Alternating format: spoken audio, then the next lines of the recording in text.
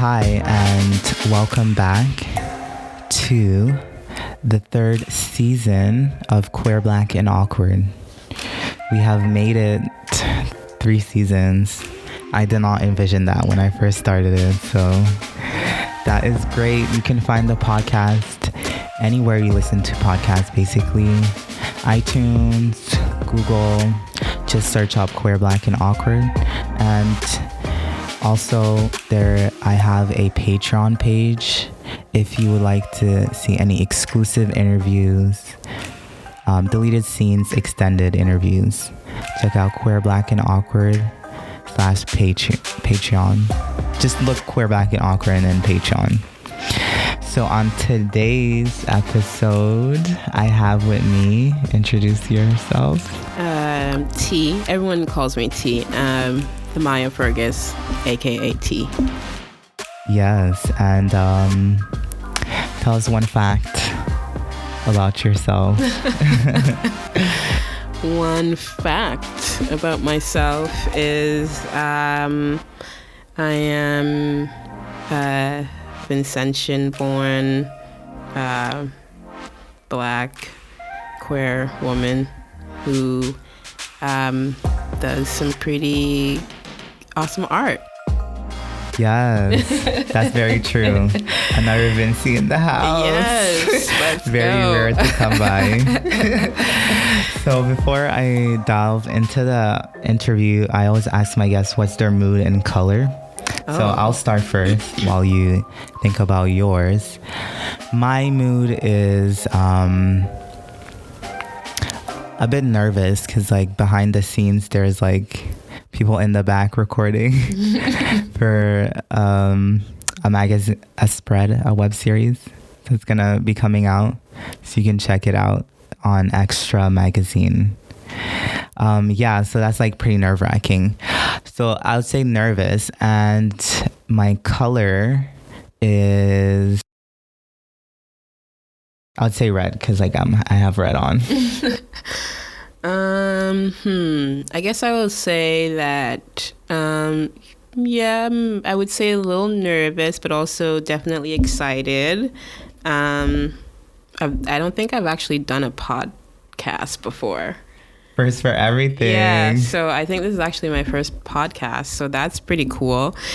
Color, I would say, well, my colors that I've been really feeling and really into has been yellow and orange lately.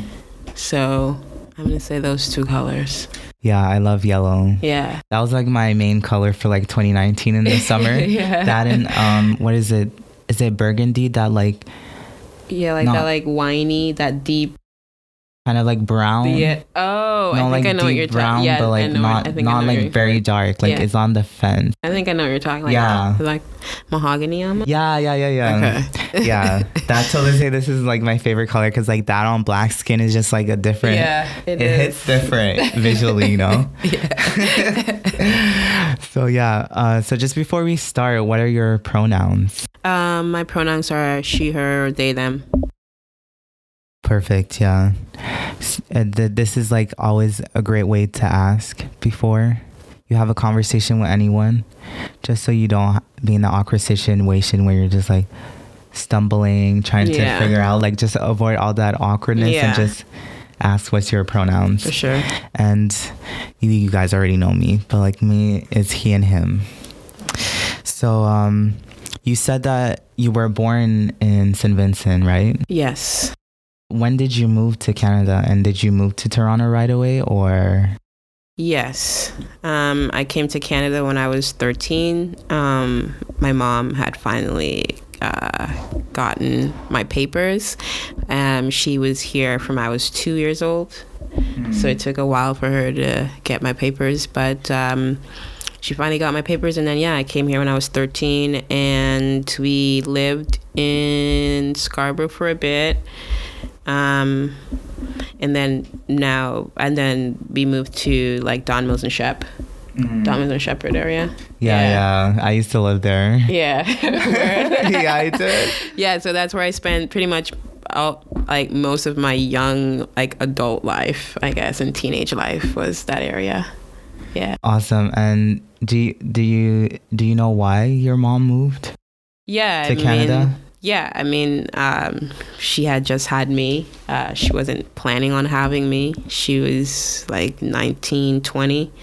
And I think, you know, maybe she was planning on coming at some point, but I think having me made it a little bit more of an urgency to find a way to take care of me and the family that's there. And we also had family here already, like aunts and stuff. So I think it just made sense to come here.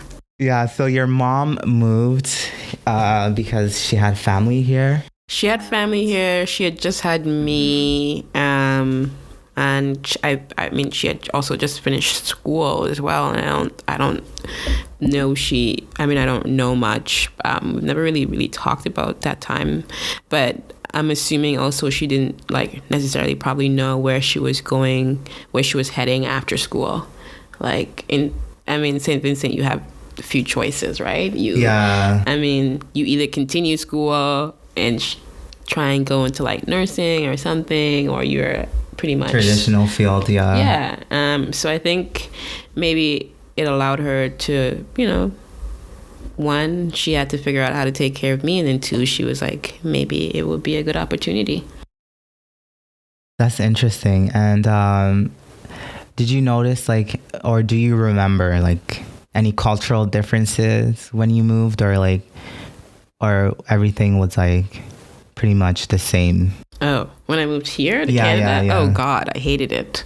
I was excited, but I was also like terrified and also angry because I think it was so new. It was like I felt very different, I guess, when I started school, because I had a thick Vincentian, like I had a thick accent. And it was like, I didn't know, like it was just, I mean, I came here in like end of junior high, beginning of like high school, which I think is probably one of the worst times to like also be dealing with that stuff. I mean, I never experienced anything like high school in that way before, because I've only seen that on TV. So it was, you know, it was a difficult transition, I would say, in that way. Just not feeling like I fit in, and then also being very confused as a lot of things that were being like taught in school, I was like, oh, I did this already, kind of thing, because I felt like our school system is slow as fuck. Yeah, honestly. So it felt also like I was being pulled back. I don't know, it was just a very different, for me, it was a big culture shock, because also I could immediately sense that I was different as soon as I like stepped into the room. Yeah, I feel that.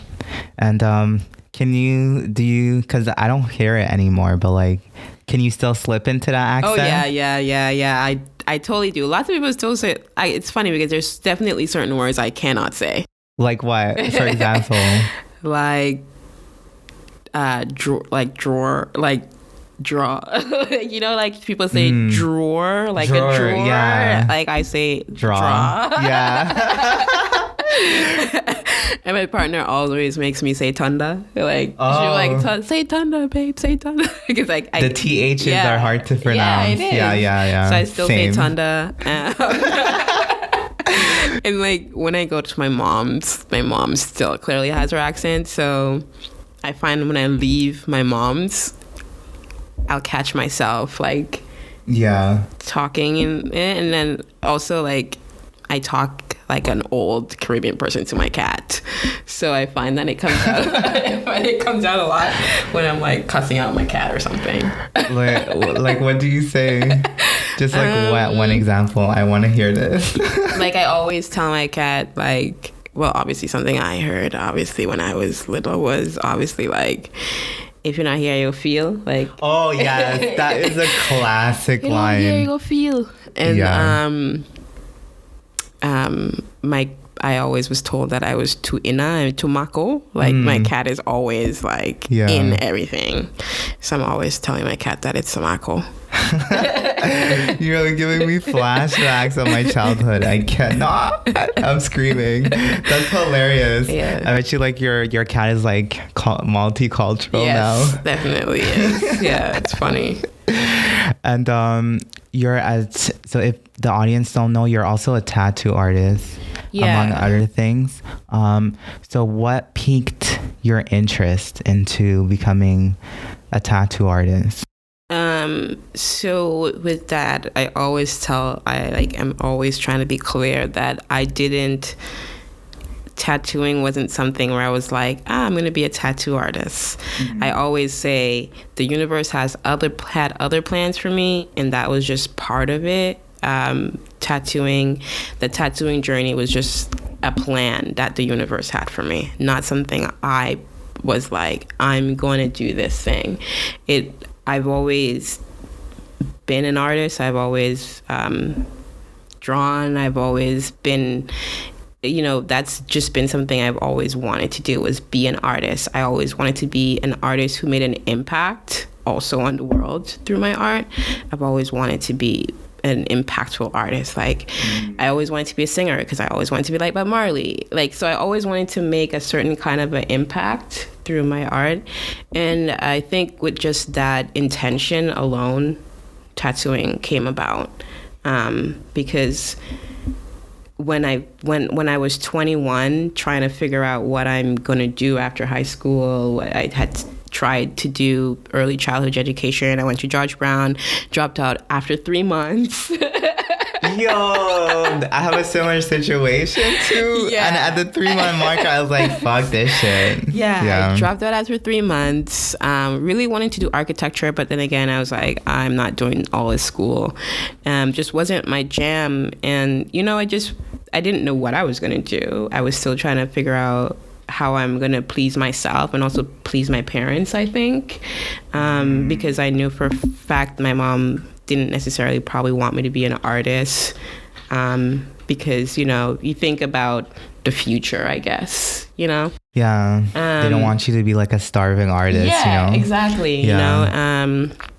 So anyway, and then I always was like the person who drew things for people in my area. Like all the dudes in my hood would have me draw their tattoos anyway, and they all went upstairs, like the building we lived in. There was this like white boy upstairs who did tattoos for like all the dudes in the area, and they would come to me. I would draw their designs, and then they'll go up there and they'll get tattooed.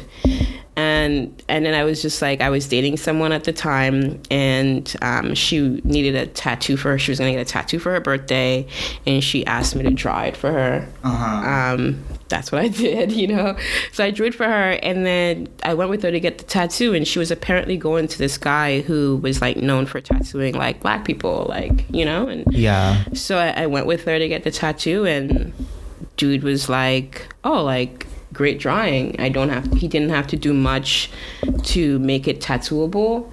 And I think then in that case, he was just like, oh, like, what are you doing with your art? And I was like, oh, I don't have a plan right now. I was actually, at this point, I was doing stock. I was the stock manager for Blue Notes at Yorkdale. What? And I would have never guessed that. You a stock manager? Yeah, I was a stock manager because it was, I was like the tomboy too. So a lot of people didn't really know what place to put me in a lot of in the corporate world.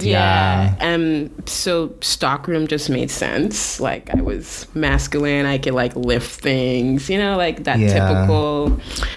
So stockroom just made sense. So I was like the stock manager, and he was like, what are you doing with your art? And I was like, oh, nothing right now, I don't know. And he was like, oh, you want to learn how to tattoo? And I was just kind of like, oh, like I kind of like just brushed it off because I didn't. Again, I was like, he's like, no, I need apprentice. And he was like this hardcore Russian accent, and he was like, no, I need apprentice. And I was like, okay, you're being serious. Like, I didn't realize he was being serious. Mm-hmm. And he's like, what are you gonna do anyway? Work at Blue Notes and, in the stock room, whatever. And then I was like, yeah, like, what am I gonna do? Work in Blue Notes at the stock room? But then I was like, but I've never seen anybody like me tattooing before.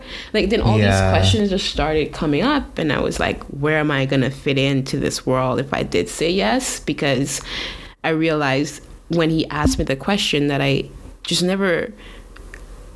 would have never thought of tattooing as an option as an artist at that time, and as looking for something to get into as an artist. I would have never thought of tattooing. I liked tattooing, but at the same time, I knew I had to hide my tattoos from my mom. Like, I knew that, I feel that if I had tattoos, I'm gonna look a certain way to a certain group of people. And I also just never saw anyone where I was like, oh yeah, you go to that person because they look like me, Yeah.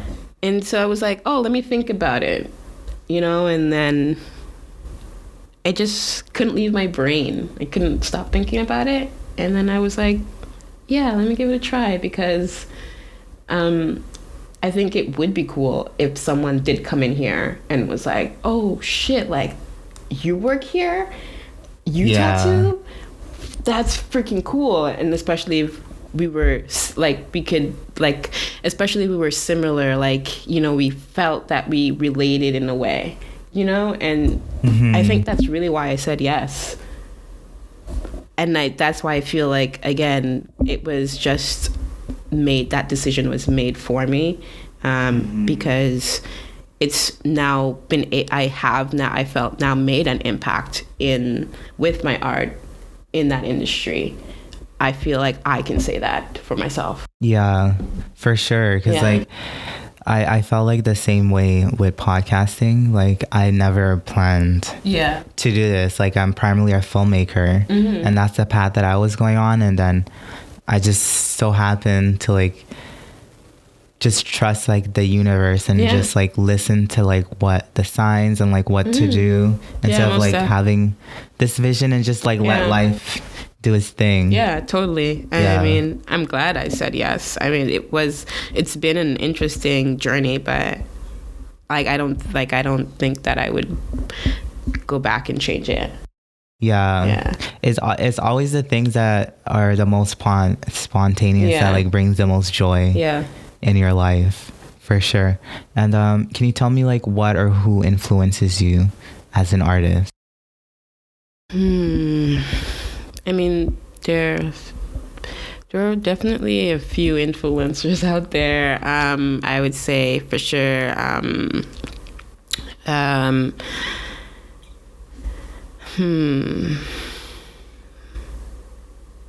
I think like definitely like my past influencers would definitely be like Frida Kahlo, like artist wise,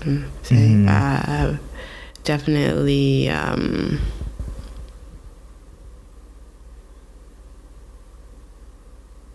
like, well, he's not past, but I'm a big fan of Kehinde Wiley's work. I think his oil paintings are just insane, and I'm mind blown that he actually makes like creates the pieces that he creates. I'm a big Jimi Hendrix fan. I'm a big Bob Marley fan. A lot of it is like a very eccentric, like multi-dimensional artists that just don't do like one I thing. don't, because those are the people I connect with the most, because I feel like that person. I'm definitely a multi-dimensional person, and I feel like I've always kind of struggled with being that person. So these people like definitely help me to feel better about like, being that kind of a person, like just a creative person in general who just creates out of just sheer like love of creation. Maya Bailey is another one of my Maya Bailey was one of probably the first tattoo artists that I found that did like beautiful color work on black skin. and I definitely immediately became obsessed. Yeah. With his work. So he's been a big influence as well in my tattoo work, and also like finding a style, because he's also one of the like first few artists who I felt like I could relate to, that I felt I could recognize his work anywhere because of his style. And I always wanted that. Like I was like, that's what I need to do. I need a style. Something that people, I don't even have to sign the thing. You just know if you see it that like T did that. And I could always see that in his work when I look at his work. And so he was definitely in the tattoo world, he definitely was like a big influence for me coming up. And how did you identify, like, when did you knew that, like, okay, this is gonna be like my style or my signature? I think that actually came about more so in the past, like, I would say like 6 or 7, maybe 6 years, maybe in the past like 6-7 years actually, that I actually started perfecting, or like I started just creating the pieces that I create now. Was actually when I got tired of consistently doing the same pieces that I felt like I was doing when I was working in shops. I just felt like it wasn't feeding my actual creativity. Yeah. And I got tired of actually doing some of the tattoos I was doing. It wasn't fun anymore. And once I started to lose fun, like, it changes everything for me. Like, I need to be able to have fun. What's the point of doing it? Yeah. And it all just started to become the same, and it wasn't fun anymore, and I wasn't enjoying tattooing anymore, and I felt like I was losing why I was tattooing at the same time, and took a break. And then I left. I moved to the States for a little bit, and then while I was there, I had an opportunity to like kind of refresh. And while also being there, I realized that, oh yeah, I can tattoo, and I'm in a whole different place. And then I started to just draw things that I actually wanted to tattoo. And that's where the style came about. I noticed you do like a lot of lines. Like, is that a part of your signature, like line work? Definitely. I think the creating dimensions in general is a part of my artistry. And so I've learned, with playing around with lines, I've realized that it can just kind of go forever. Like, a line can go forever. So it's really good you can start it and stop it whenever you want. So it's really cool to play with. I enjoy playing with lines and creating dimensions with lines, and kind of seeing how far I can go, how little I can do. Like, I just like playing and seeing how far I can like push certain like things. Like, that's just, I like pushing the envelope a little bit in that way. So yeah, the lines are part of that, and also just very meditative to just like create, like draw lines. For me, it's it's fun. It's quite fun, and very like meditative for me. So it's like part of my, like, I guess my meditation as well. I see. And if you do have one, like, what has been a favorite moment or a memorable moment so far as like in your tattoo career? I think for me, I mean, I think right now I feel really good with a lot of the memories I've created. I'm excited to create more memories for sure. I would say 2 of my most standout memories right now, I guess 2 of them, was I did get the opportunity to go and tattoo in Maya Bailey's shop in Atlanta. I was able to go and do a guest spot there, and I was able to sit and watch him tattoo. I was able to like ask him questions and connect with him on a like on a just real personal, creative level. And that was that was amazing. Like that for me was probably one of my, when I wrote my goals down in my book, that was like a big moment for me to cross out that goal. Yeah, I can imagine. Because he for such a long time, without him even knowing, like he was such a big impact in like my tattoo world. You know, I remember telling people about him, like telling other like artists, like I worked in the shop, about him, and no one would be like, who is this guy? Like, because he was a black man tattooing, nobody knew who he was outside of this like Atlanta, you know, not on this end. So that was really cool. Got to do that. And I think another big memory would be, I think 2 years ago, I got to go and do a residency in England. And it was hosted by QPOC Collective. And so I got the opportunity to go and like work in a black-owned shop there. I think one of the few black-owned shop that they have there. And that's amazing. Yeah, and I got to just like go and connect with artists, you know, across the pond that like don't have access again also to, you know, tattooers of color, etc. So that was really cool. Yeah.